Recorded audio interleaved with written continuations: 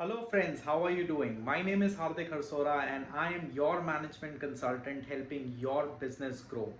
Now you've definitely seen the thumbnail and I want to admit I am wrong. A lot of times I've been pushing you guys to do research, to study, to learn because I feel that's the single most factor to grow any business. But today I want to say I was wrong. Don't just study and understand the right thing because half knowledge is extremely dangerous. Keep watching this video right till the end. I'm going to share with you how people are learning half things on public business support websites.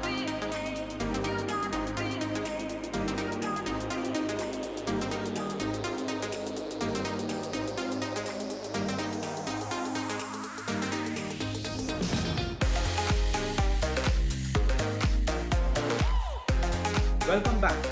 Now, I told you that learning is important. I still stand by it. Yes, it is important, but that's like a half truth. Learning the right thing is important. I love to answer questions and solve business challenges. These challenges and these questions come to me from my website. If you have a question, you can go to my website. My website is there on the screen somewhere and ask me questions. In the same way, people ask me questions on my WhatsApp. If they have my number, they send me messages. There are questions that also come to me on this public website called Quora. Okay, if some of you don't know, please go ahead and have a look at it. Now, this website has had this question: what are the best lessons learned for business growth or something? And the example that was cited was that of a rubber band. Okay, and there's a packet of rubber band shown. I'm gonna put that up somewhere here. Now this packet of rubber band was poorly packaged and it was selling at 80 paise. And then the next picture shows these same rubber bands packaged very well in small bottles, plastic bottles, feeding bottles for kids. And suddenly the price has raised up to rupees 5. And the person who's writing this says that sometimes his learning is that sometimes the book is judged by its cover, and that is why this guy is able to get 5 rupees instead of 80 paise earlier simply by changing the packaging. Now this is where it goes wrong. Whenever you see something like this, whenever you see something becoming successful, you got to ask far deeper questions. Like in this case, imagine who's buying a rubber band in a plastic package. Maybe an ordinary guy or a girl or a student who's buying the rubber band in an ordinary plastic bag. Now think, why would the person buy rubber bands? You would say, Hardik, this is a stupid question. People would buy rubber bands to use it. Correct, you're right. Now let's look at the second picture. The rubber bands in those plastic bottles, feeding bottles. Who do you think is buying that? Obviously not a kid, right? For the feeding bottle. Obviously not parents for the feeding bottle again. Who's buying that? Those things are bought by people who want to get their working desk look aesthetically superb. Those could be people who are creative guys. Those could be people who are into some kind of interior decoration work. Those guys could be architects. Those guys could be painters. Those guys could be videographers. Those guys could be creative logo designers.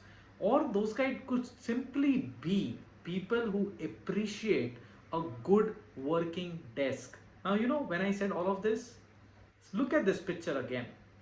It is aesthetically beautiful, and what a person is paying for is that beauty, not really the utility of that rubber band. Now what does this say? This says that when this company must have decided to change the packaging, it's not only the change of packaging but change of customer segment also. The guy who's buying a rubber band for 80 paise will never buy a rubber band for 5 rupees because he's buying at 80 paise for the utility of the rubber band. And the guy who's buying the same rubber bands in a plastic bottle for 5 rupees is never going to buy a rubber band in the package, because he's not buying for the utility, he's buying to for the aesthetic appeal that the product and the packaging now gives to his working desk. Now, if one understands this, you will realize that business revolves around the customer. One way of growing business with ease is to figure out which customer segment you can serve. By customer segment, I mean a group of people who are similar in their needs, who are similar in their wants, who are similar in their desires, who have similar challenges. Those guys become one set of customer segment, and if you're targeting them, then you are able to sell a product which was selling at 80 paise for 5 rupees also. Not because of packaging. Packaging is simply a demonstration of how well you understand the new customer segment's need, and therefore packaging. It's not the other way around. So nobody judges the book by its cover.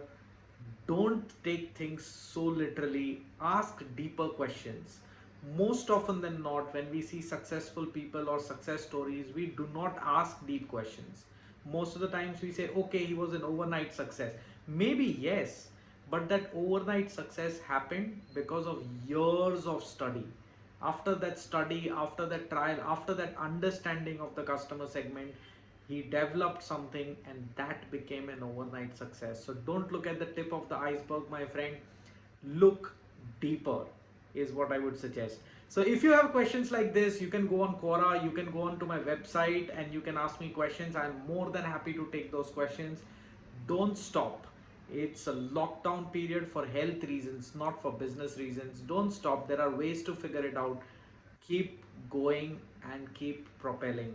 If you like this video, do hit a thumbs up, and definitely share it with your friends and colleagues who would benefit from videos like this. I am trying to put more videos like this. I know I haven't been able to do that for quite some time, but be patient. I am trying to get my workspace in order, and I will be back better than before. So until we meet next time, keep safe, keep